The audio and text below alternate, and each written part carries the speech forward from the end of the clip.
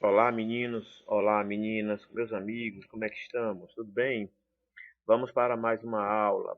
Agora vamos conversar sobre inflamação crônica. Desde já desejo tudo de bom para vocês. Vamos lá, meninos e meninas. Falar de inflamação crônica. Bom, inflamação crônica, tá? A inflamação crônica, ela segue sempre após uma inflamação aguda a uma fase exudativa, tá certo? Pode durar mais de 6 meses, né?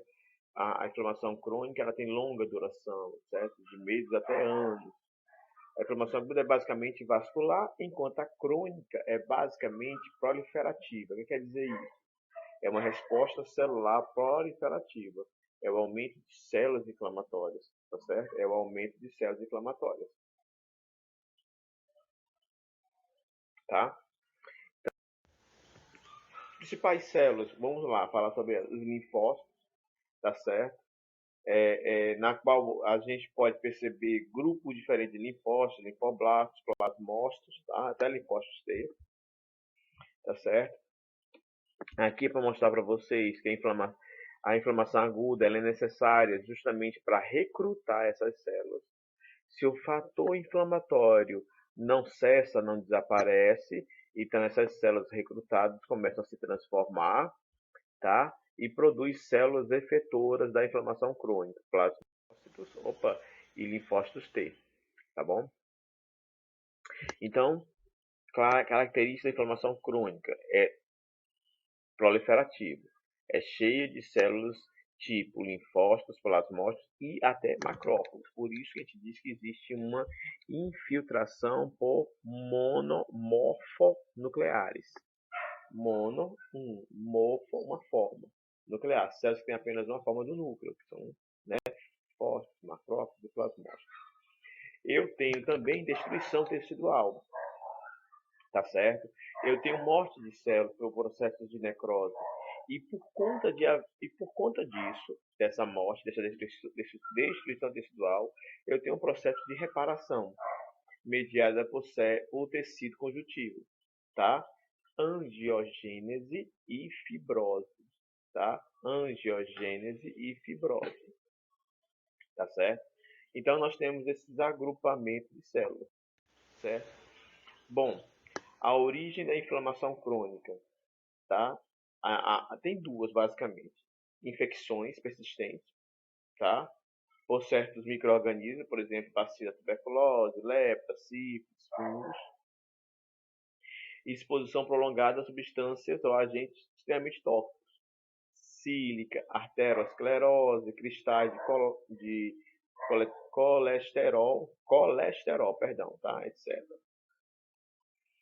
E a própria resposta autoimune, nesse caso, através de processos alérgicos. Então, a origem da inflamação crônica está dentro desses três tipos, através de infecções persistentes por micro-organismos, tuberculose, lepra, sífilis, fungos, exposição prolongada a agentes tóxicos, sílica, tá? Arteriosclerose, e aí vai, e doenças autoimunes também, tá?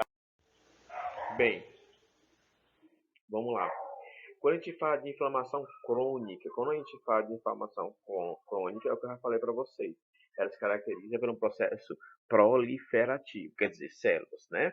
Aonde eu tenho linfócitos, macrófagos e plasmócitos, são as três principais. Mas também existe a presença de fibroblastos, que vão produzir as fibras, no processo de reparação tecidual, e células endoteliais, tá? Que vão dar origem à formação de novos vasos, angiogênese, que nessa etapa a gente não vai aprofundar essa parte, tá? Ainda, tá? Vocês vão ver isso na próxima aula, que é o processo de reparação tecidual, tá certo? Regeneração e reparação tecidual, tá bom? Bom, e aqui então para mostrar para vocês, monócitos e macrófagos, tá? Fazem parte do sistema reticuloendotelial, tá? Ou sistema fagócito mononuclear, tá certo? Os monócitos estão na corrente sanguínea, enquanto os macrófagos estão nos tecidos. Então, o monócito sai da corrente sanguínea, tá? atravessa a parede dos vasos e entra nos tecidos, e aí se transforma em macrófago, tá certo? E aí o macrófago ele vai receber nomes, tá? Diferentes, dependendo, tá? Tecido conjuntivo, né? Fusão de macrófago, uma célula gigante, a gente até falou sobre isso aí, né? Bom, e aqui um tecido aonde nós temos uma marcação específica, tá? Marcação de uma molécula que é o CD68. CD68, que é exclusivo dos macrófagos. Então, aonde está marcado de marrom é macrófago, tá certo? Então, você tem uma resposta inflamatória cheia de células em marrom, tudo isso aí é macrófago. Então, veja a estrutura do núcleo, tá? Veja que tudo isso aí é macrófago. Você consegue perceber até algumas células, né, marcadas, que não estão marcadas, né, que estão em um azulzinho claro aqui, ó. Essa célulazinha aqui que a ponteira está embaixo dela, é um linfócito, né?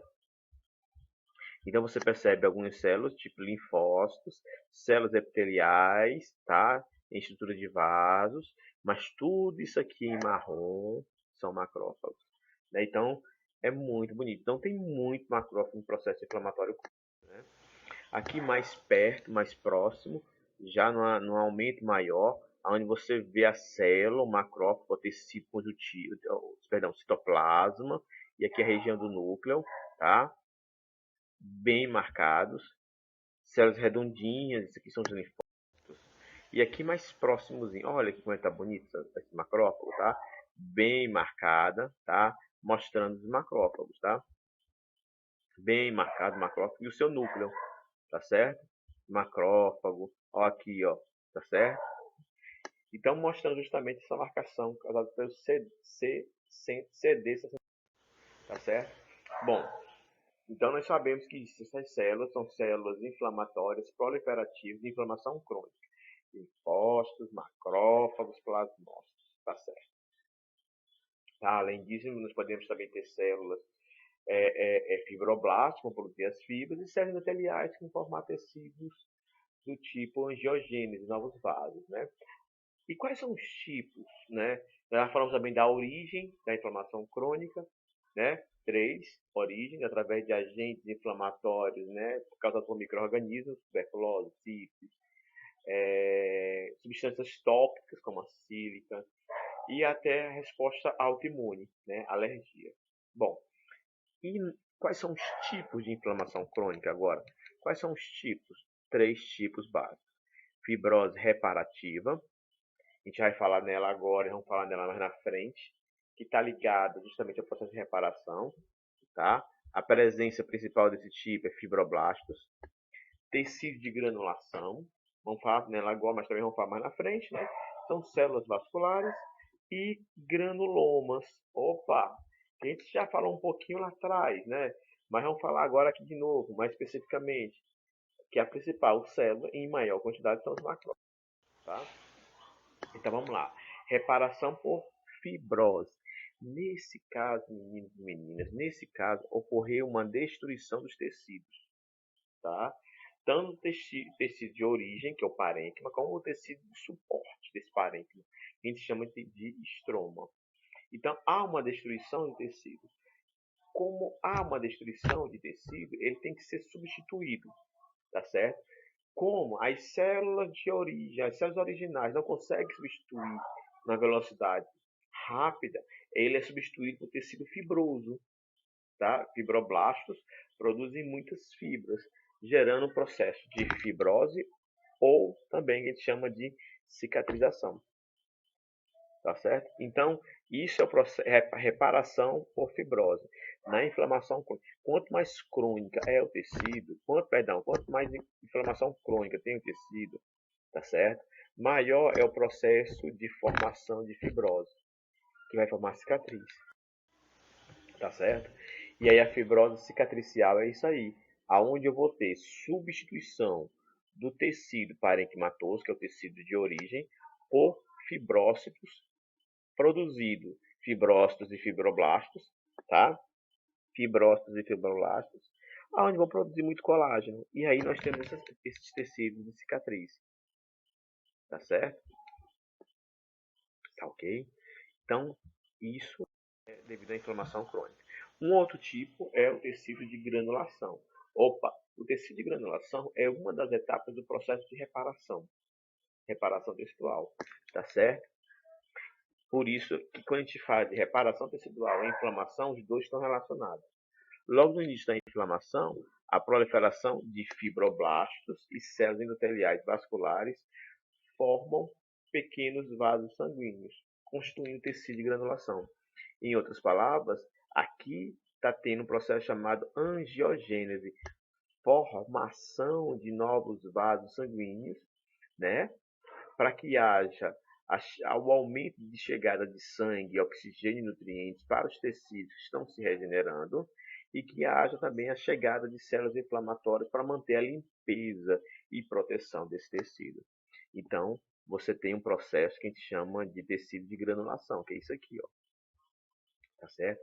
Tecido de granulação. O pessoal da enfermagem conhece muito bem esses processos de tecido de granulação, porque eles veem muito processo de feridas, né? Eles veem a evolução da ferida e veem esses tipos de tecidos aqui, tá? Muito bem. Semelhante a esse aqui também, que é macroscópico. E vamos lá. Então, o granuloma é um acúmulo microscópico de macrófagos, tá? E são transferidos pelas células semelhantes a epiteliais, tá certo? E que são cercadas por linfócitos, tá? São cercadas por linfócitos. Esses macrófagos vão se fundir. Podem dar origem às células epitelioides e podem dar origem ao que a gente chama de células gigantes, tá certo? Células gigantes. Então aqui um mesmo esquema e aqui já um outro, ó, mostrando uma estrutura de um granuloma, certo? Então, um esquema geral do granuloma, né, que vocês já sabem. No centro do granuloma tem uma área que pode ter necrose caseosa, tá? Necrose caseosa, tecido. Em torno, você vai ter os macrófagos em grande quantidade, circulando, né, envolvendo essa área de necrose. Nessa área de necrose caseosa eu tenho material de células mortas, eu tenho um agente inflamatório ali presente e posso ter também células inflamatórias, um linfócito, um macrófago ali perdido, tá certo? Mas em geral é somente material amorfo, tá? E nas células, e lá nos macrófagos aparecem estruturas especiais, células especiais, por exemplo, células gigantes, tá? Muitas células gigantes. Então as células gigantes, os gigantócitos, tá? São marcadores da inflamação crônica do tipo granulomatosa. Olha aí, cuidado, né? Quem é o principal marcador? Quem é o principal indicador da inflamação crônica do tipo granulomatosa? É a presença dos gigantócitos, ou células gigantes, tá certo?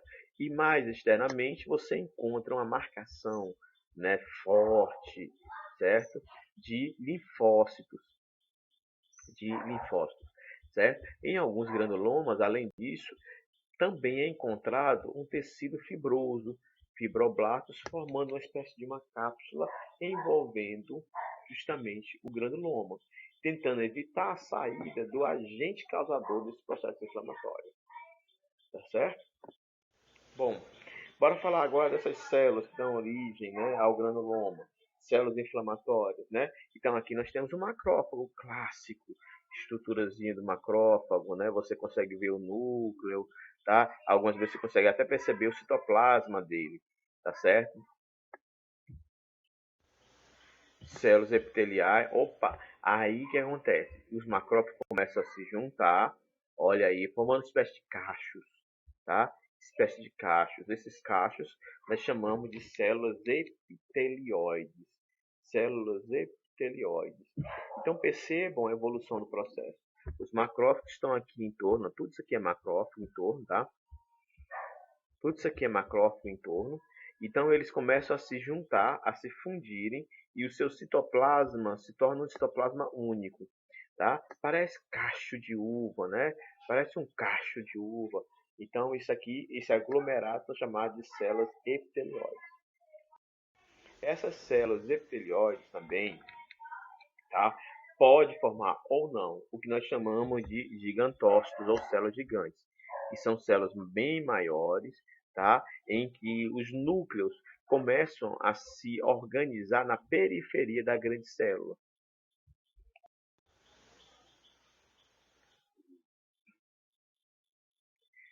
Aqui também é uma célula gigante, que ela lembra aqui do tipo corpo estranho, tá certo? E aqui o clássico do granuloma, né? A célula gigante, tá? Onde os núcleos estão na sua periferia. Célula gigante.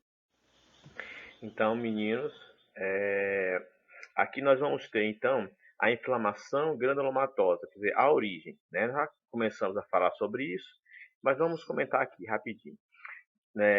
Então, nós temos a origem através de micro-organismos, por exemplo, bactérias, tuberculose, lepra, sífilis, tá? Doenças de arranhadura de gato, por parasitas, histossomose, aonde o professor de parasitologia vai mostrar para vocês, né? Processos inflamatórios causados por esse parasita nos pacientes, corpos estranhos do tipo ferpa de pau, ponta de espinhos, tá certo? Até o próprio que a gente chama de pelo encravado, né? Quando o pelo cresce e entra de novo no tecido, o próprio pelo encravado ele pode causar um processo inflamatório crônico, né? Um granuloma, tá? Alterações fúngicas, tá certo? Alterações fúngicas, tipo criptococoses, tá? E paracoccidiomicoses, tá? Paracoccidiomicoses, tá? Não tem esse idó de novo não, tá?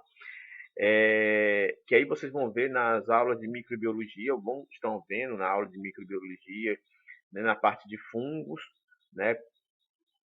Metais pesados e poeiras inorgânicas, silicose, berilose, né, que é o berílio, né, e outras coisas, sarcoidose, que é um processo inflamatório, que a origem é meio desconhecida, forma-se granulomas, tá, mas que não tem estruturas de necrose, tá certo?